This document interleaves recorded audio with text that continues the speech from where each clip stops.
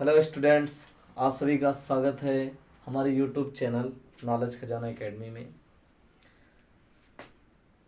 दोस्तों, आज हम पढ़ने वाले हैं कक्षा 12 के एनसीईआरटी मैथ्स का अध्याय 10 सदिश बीजगणित।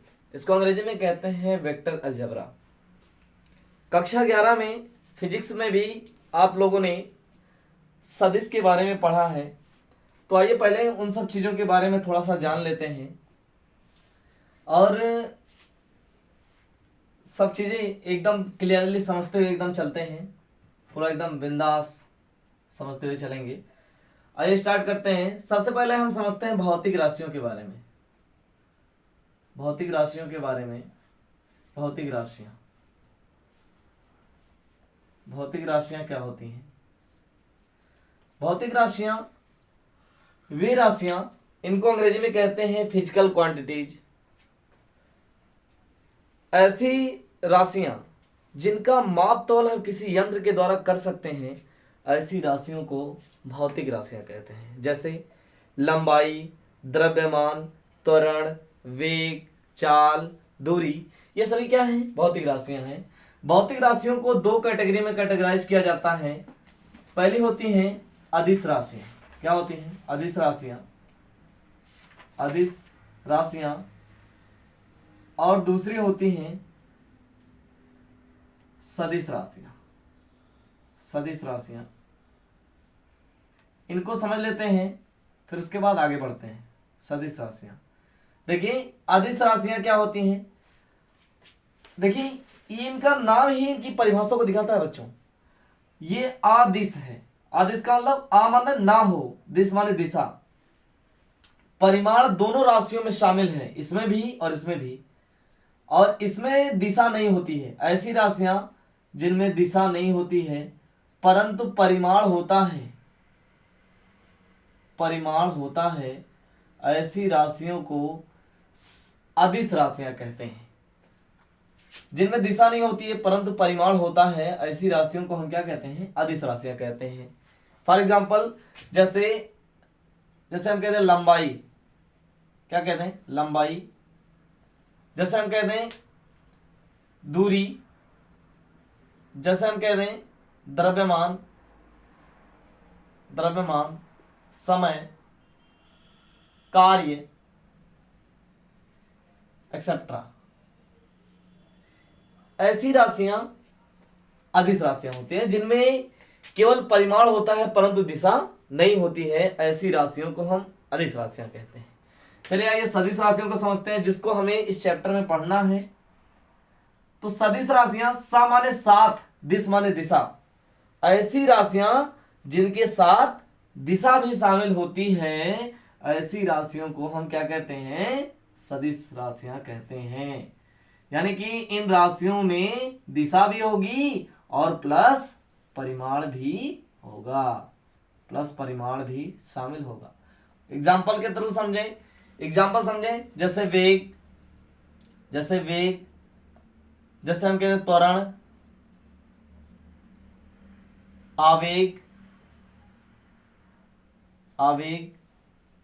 या हम कहते हैं बल, विस्थापन, एक्सेट्रा। ये सभी राशियां क्या हैं? सदिश राशियां हैं। ऐसी राशियां जिनमें क्या होता है? परिमाण के साथ साथ दिशा भी शामिल होती है, ऐसी राशियों को हम क्या कहते हैं? सदिश राशियां कहते हैं। क्लियर है? और अदिश और सदिश राशियों के बारे में आप जान ही चुके हैं। आइए सदिश राशियों का निरूपण पढ़ते हैं। सदिश राशियों के निरूपण पढ़ेंगे। सदिश राशियों का निरूपण करते हैं हम। आइए समझते हैं कैसे हम सदिश राशियों का निरूपण करते हैं। देखिए भैया, सदिश राशियों को हमेशा अंग्रेजी वर्णमाला के अक्षरों के ऊपर एरो लगा करके प्रदर्शित किया जाता है। सदिश राशियों का निरूपण। सदिश राशियों का जब हम निरूपण करते हैं तो इनको अंग्रेजी वर्णमाला के अक्षरों के ऊपर वेक्टर, इसको वेक्टर पढ़ते हैं। वेक्टर लगा करके या एरो लगा करके इनको प्रदर्शित किया जाता है, जैसे vector A, vector B, vector C etcetera. ऐसे हम इन राशियों को प्रदर्शित करते हैं। और इनका जो परिमाण होता है, सदिश राशियों का परिमाण, इसको मॉडुलस भी कहते हैं। मॉड जो होगा, मॉड लगा होगा, इसका मतलब इनका परिमाण। इनका परिमाण जो होता है वो इनकी लंबाई होती है, इनकी लंबाई के बराबर होती है। और इनकी ये जो वेक्टर लगा होता है ये इनकी दिशा को बताता है कि किस दिशा में ये कार्य कर रहे हैं। सदिशों का संकेतन भी हम पढ़ेंगे। सदिशों का संकेतन, जैसे मान लें ये है कोई, यहाँ कोई बिंदु ए है और यहाँ कोई बिंदु बी है, ठीक है। और मान लीजिए हम इस दिशा में जा रहे हैं, ठीक है। तो इस दिशा में अगर जा रहे हैं तो इसका मतलब हम लिखेंगे इसको वेक्टर ए बी। क्या लिखेंगे? Vector A B. अगर यही दिशा अलग होती, इस दिशा में होती, तो यही सदिश लिखा जाता है वेक्टर बी ए लिखा जाता है। क्या लिखा जाता है? वेक्टर बी ए। अगर दिशा बदल जाती तो यही सदिश क्या लिखा जाता भैया? वेक्टर बी ए लिखा जाता। और अगर दिशा इस ए से बी की ओर चलते तो वेक्टर ए बी लिखते हैं, बी से ए की ओर चलेंगे तो वेक्टर बी ए लिखेंगे, राइट। तो इस तरीके से हम सदिशों का निरूपण करते हैं। इनका मापांक क्या होता है समझिए। मापांक का मतलब मॉडुलस, मतलब इनका परिमाण। मापांक आगे पढ़ेंगे। मापांक, इनका मापांक क्या होता है? मापांक को एक चीज और कह सकते हैं, परिमाण। मापांक का मतलब परिमाण। क्या बच्चों? परिमाण। परिमाण को हम कैसे कहेंगे? जैसे कोई सदिश लिखा है वेक्टर ए, तो परिमाण ज्ञात करना यानी कि इसका मॉडुलस ज्ञात करना, यानी कि ए भी कह सकते हैं आप इसको। किसी सदिश का परिमाण यानी कि उसको वेक्टर ना लगा हो, वो राशि, उसका मान, उसका आंकिक मान क्या है, परिमाण का मतलब ये होता है। उसका मॉडुलस क्या है, ये होता है परिमाण। जैसे लिखा हुआ वेक्टर ए बी, लिखा हुआ vector A B. Vector A B का परिमाण जो होगा, इसका परिमाण, वेक्टर ए बी का परिमाण, इसके परिमाण की बात करें या इसका मापांक का बात करें तो इसका परिमाण क्या होगा बच्चों? हो जाएगा मॉड ऑफ वेक्टर, या इसको आप ए बी कह सकते हैं। ए बी मतलब उसकी लंबाई, उस रेखा की लंबाई, राइट। मापांक आपको समझ में आ गया होगा। अब हम पढ़ेंगे सदिशों के प्रकार। क्या पढ़ेंगे बच्चों? सदिशों के प्रकार। सदिशों के प्रकार ये हो जाएगा सदिशों के प्रकार। सदिश कई प्रकार के होते हैं भैया, एक एक को कायदे से एकदम आराम से समझते चलेंगे। पहला भैया मुक्त सदिश। मुक्त सदिश, मुक्त सदिश, छोटी छोटी परिभाषाएं हैं, इनको समझते चलेंगे। मुक्त सदिश क्या होते हैं? इन्हें कहते हैं अंग्रेजी में फ्री वेक्टर। क्या कहते हैं? Free vector, free vectors. देखिए, ऐसे सदिश जिनका प्रारंभिक और अंतिम बिंदु, या हम कहें ऐसे सदिश जिनको दूसरी जगह स्थानांतरित किया जा सकता है। जैसे ये कोई सदिश है वेक्टर ए बी, मान लेते हैं ये कोई सदिश है वेक्टर ए, या ए ही मान लें, ए बी मान लें, ए ही मान लेते हैं। कोई सदिश है वेक्टर ए, इसको अगर हम किसी दूसरी जगह हम ले जा सकते हैं, इधर उधर कहीं कर सकते हैं, तो ऐसे सदिश को हम क्या कहते हैं? मुक्त सदिश कहते हैं। फ्री है, इसको कहीं भी भगा दे सकते हैं, इधर भी कहीं भी ले जा सकते हैं इसको। ऐसे सदिश क्या कहलाते हैं? मुक्त सदिश कहलाते हैं। समझ में आ गई बात? आगे भैया, आगे हमें पढ़ना है स्थानीकृत सदिश। स्थानीकृत सदिश, स्थानीकृत सदिश ये क्या होते हैं समझिए ध्यान से। इन्हें अंग्रेजी में कहते हैं लोकलाइज्ड वेक्टर्स। क्या बोलते हैं भैया? Localised vectors. तो लोकलाइज्ड वेक्टर, अच्छा। स्थानीकृत सदिश का मतलब ऐसे सदिश जिनका प्रारंभिक बिंदु स्थिर होता है, ऐसे सदिश क्या कहलाते हैं? स्थानीकृत सदिश कहते हैं। जैसे हम बात करें, जैसे कोई सदिश है वेक्टर ए बी, अगर उसका स्थानिक मतलब सदिश जो ये प्रारंभिक बिंदु है, ठीक है, vector A B, A B का मतलब वेक्टर ए बी का मतलब ए जो है वो सदिश वेक्टर ए बी का क्या है, प्रारंभिक बिंदु है, और बी क्या है, उसका अंतिम बिंदु है। ये हो गया ए बी, राइट। तो इसका प्रारंभिक बिंदु होने का मतलब ये भैया कि अगर इसका प्रारंभिक बिंदु स्थिर हो, यानी कि ए बी चाहे इधर हो चाहे इधर हो चाहे उधर हो, लेकिन अगर इसका प्रारंभिक बिंदु ए पर ही है, तो ऐसे सदिश को हम क्या कहते हैं, अस्थानीकृत सदिश कहते हैं। समझ में आ गया। आगे भैया शून्य सदिश, शून्य सदिश, शून्य सदिश, शून्य सदिश, इन्हें कहते हैं जीरो वेक्टर। क्या कहते हैं, जीरो वेक्टर।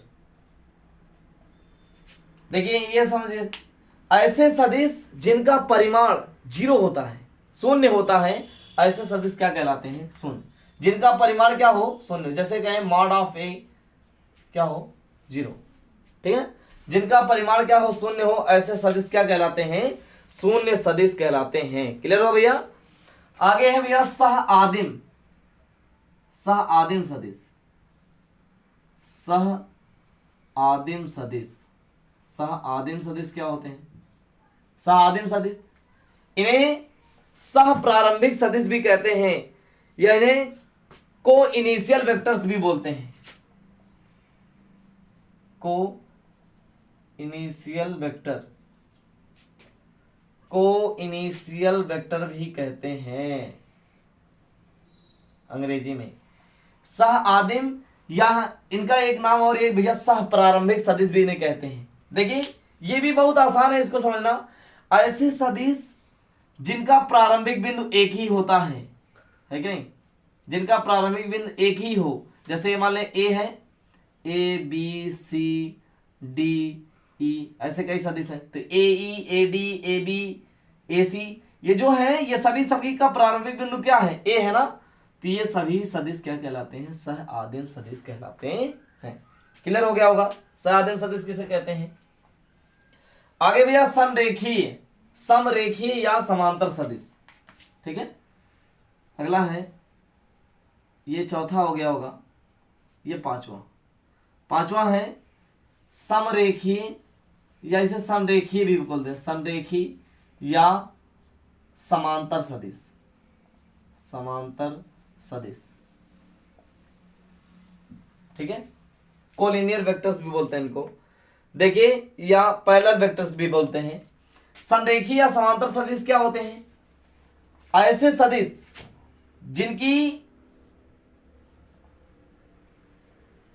जिनकी दिशाएं, या हम कहें ऐसे सदिश एक ही रेखा के समांतर हों, जो एक ही रेखा के समांतर हों, समांतर सदिश कहलाते हैं। जैसे एक ही रेखा के समांतर होने का, जैसे ये है कोई सदिश, इधर भी हो गया, तब ये क्या कहलाएंगे, समांतर सदिश। जैसे मान लीजिए कोई वेक्टर ए है, ये वेक्टर बी है, ये क्या कहलाएंगे, समांतर सदिश।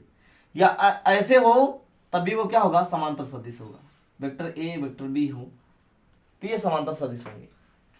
तो यानी कि समरेखी या समांतर सदिश में उनका परिमाण बराबर होना आवश्यक नहीं है, परंतु एक रेखा के समांतर हो, ऐसे सदिश वो एक रेखा के समांतर हो। जैसे देखिए ये इसके समांतर है, ये इसके समांतर है, तो उनकी दिशा या परिमाण बराबर होना आवश्यक नहीं है, परंतु एक रेखा के समांतर होंगे, तब ऐसे सदिश क्या कहलाएंगे, संरेखी अथवा समांतर सदिश कहलाते हैं। आगे भैया हम पढ़ेंगे समान सदिश। क्या पढ़ेंगे, समान सदिश। ऐसे सदिश, देखिए समान सदिश क्या होते हैं, इनको समझिए। समान सदिश, समान सदिश ऐसे सदिश जिनकी परिमाण और दिशाएं दोनों समान हो। जैसे लिखे वेक्टर ए और लिखे वेक्टर बी, ये मान लो वेक्टर ए है और ये मान लो वेक्टर बी है, इनकी दिशा भी सेम है, अगर इनके परिमाण भी समान है तो ऐसे सदिश क्या कहलाते हैं, समान सदिश कहलाते हैं, या इन्हें इक्वल वेक्टर भी बोलते हैं, इक्वल वेक्टर्स। असमान या विपरीत सदिश, ठीक है, असमान या विपरीत सदिश क्या होते हैं, विपरीत सदिश, विपरीत सदिश ऐसे सदिश जिनके परिमाण समान, समझिएगा ध्यान से, जैसे वेक्टर ए है और एक मान लो वेक्टर बी है दूसरा सदिश, ऐसे सदिश जिनके परिमाण समान परंतु दिशाएं विपरीत हों, है कि नहीं? ऐसे सदिश क्या कहलाते हैं? विपरीत सदिश कहलाते हैं। इनको देखिए, जैसे इनके परिमाण समान हो परंतु दिशाएं विपरीत हो, ऐसे सदिश क्या कहलाते हैं? बोलो भाई, ऐसे सदिश विपरीत सदिश कहलाते हैं। या इसको हम लिख सकते हैं वेक्टर ए इक्वल टू, इनके परिमाण समान परंतु दिशाएं विपरीत है तो इसको लिख सकते हैं minus vector B. Vector A equal to minus vector B से भी डिनोट कर सकते हैं। और समान सदिश को हम वेक्टर ए बराबर वेक्टर बी भी लिख सकते हैं। इनके परिमाण भी बराबर है और दिशा भी बराबर है तो दोनों क्या होंगे? इक्वल होंगे। ठीक है,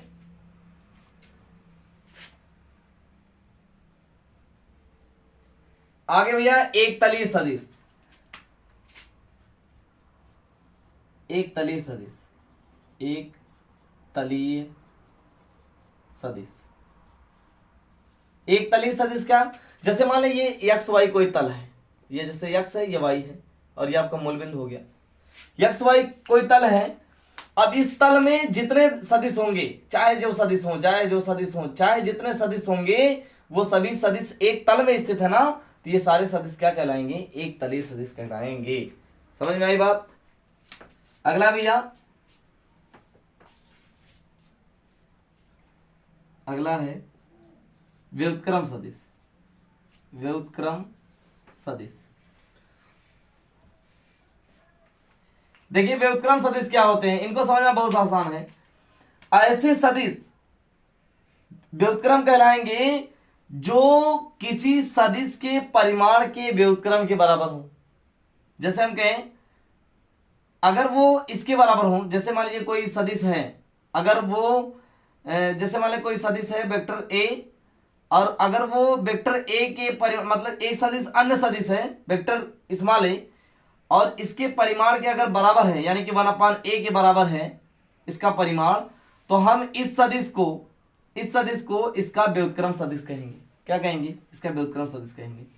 फिर से समझिए, हम कहें कोई ऐसा सदिश जो किसी दूसरे सदिश के परिमाण के व्युत्क्रम के बराबर है, तो उस सदिश को उस दूसरे सदिश का क्या कहेंगे? व्युत्क्रम सदिश कहेंगे। क्लियर हो गया? ऐसे भी कह सकते हैं। अगला भैया इकाई सदिश। इकाई सदिश, इकाई सदिश,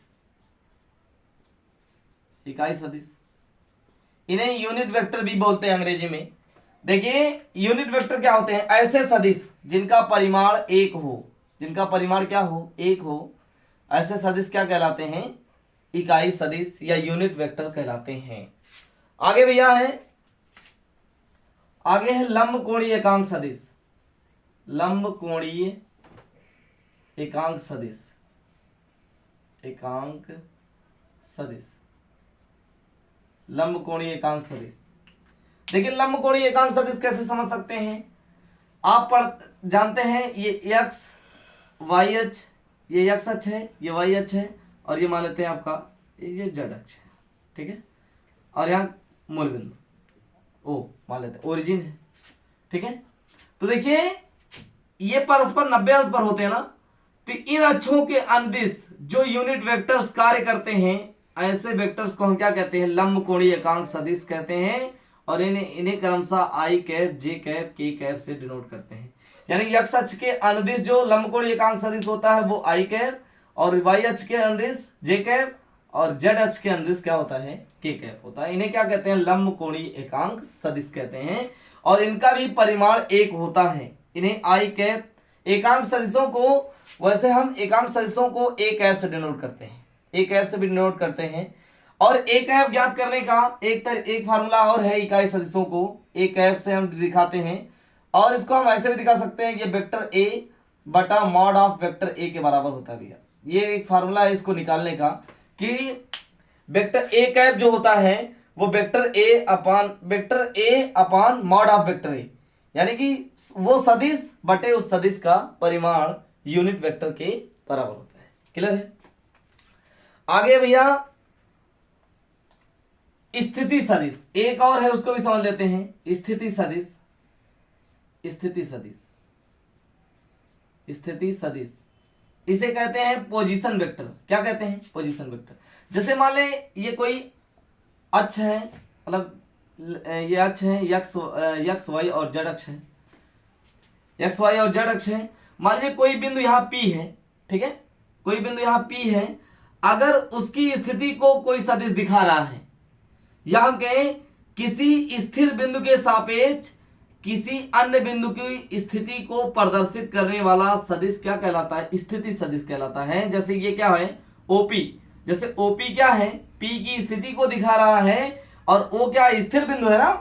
तो इस स्थिर बिंदु के सापेक्ष पी की स्थिति को दिखाने वाला सदिश जो है ओपी, ये क्या है? स्थिति सदिश है। कौन सा सदिश है भैया? स्थिति सदिश है। तो मुझे लगता है आप सभी को ये सारी चीजें समझ में आई होंगी। आज का टॉपिक यही समाप्त करते हैं।